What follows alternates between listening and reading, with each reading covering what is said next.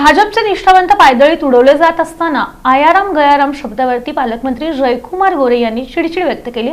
साधन शुचिता पाळण्याचा सल्ला त्यांनी आता पत्रकारांना दिलाय। चांद्यापासून बांद्यापर्यंत जो कोणी मिळेल, अगदी तो मग बलात्कारातील आरोपी असेल किंवा भ्रष्टाचाराचा गंभीर आरोप झालेला असेल किंवा आणखी गंभीर आरोप झालेला असेल, त्यांचा भाजपमध्ये पावन करून प्रवेश दिला जात असल्यानं भाजपच्या अनेक निष्ठावंतांनी वेळोवेळी नाराजी व्यक्त केली। अलीकडेच भाजपचे ज्येष्ठ नेते सुधीर मुनगंटीवार यांनी सुद्धा फक्त भाजपला आणि त्र्यंबकेश्वरमधील शनी मंदिराला दरवाजा नसल्याचं म्हटलं होतं। इतकंच नव्हे तर महापालिका निवडणुकीच्या तोंडावर सुद्धा जे घाऊक प्रमाणामध्ये भाजपमध्ये पक्षप्रवेश झाले, यावरूनही मोठा गदारोळ उठला होता। नाशिकमध्ये या विरोधात रणकंदन पाहायला मिळालं। सोलापुरात सुद्धा भाजपच्या निष्ठावंतांनी भाजपला सहकार्य न करण्याची भूमिका घेतली होती।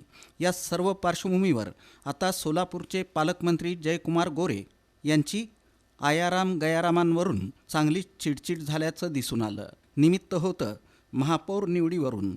यावेळी पत्रकारांनी प्रश्न विचारताना आयाराम गयाराम शब्द वापरला असता पालकमंत्री जयकुमार गोरे हे चांगलेच चिडल्याचं दिसून आलं। यावेळी त्यांनी थेट साधन शुचिता वापरण्याचा सल्ला दिला। महापौर म्हणून आयारामांना संधी मिळणार की निष्ठावंत कार्यकर्त्यांना मिळणार, असा प्रश्न विचारताच जयकुमार गोरे म्हणाले की भाजपचं सदस्यत्व स्वीकारून भाजपच्या तिकिटावर निवडून येणाऱ्या लोकांबद्दल थोडं आदबीनं बोललं पाहिजे। प्रत्येक वेळी आपण अशा पद्धतीची भाषा वापरणं योग्य नाही। त्यामुळं सर्वांनी भाजप म्हणून एकत्र काम केलं पाहिजे। आपण प्रश्न विचारताना साधन शुचिता ठेवून आणि लोकांचा सन्मान राहील अशा पद्धतीनं बोललं पाहिजे। तुम्ही देखील एका वर्तमानपत्रातून पत्रकारिता तर कधी दुसऱ्या वर्तमानपत्रातून पत्रकारिता करता, हे लक्षात घेतलं पाहिजे।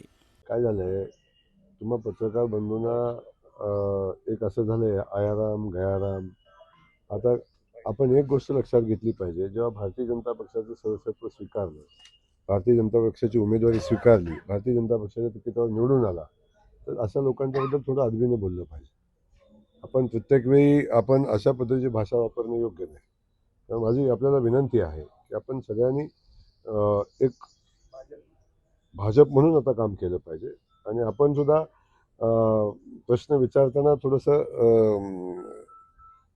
साधन सुचिता ठेवून आणि लोकांचा सन्मान राहील अशा पद्धतीनं बोललं पाहिजे। शेवटी एक लक्षात घ्या, कधी आपण या पेपरला पत्रकारिता, कधी कधी आपण दुसऱ्या पेपरमध्ये जाऊन पत्रकारिता करता, त्यामुळे या सगळ्या गोष्टी आपण थोड्या लक्षात ठेवल्या पाहिजेत।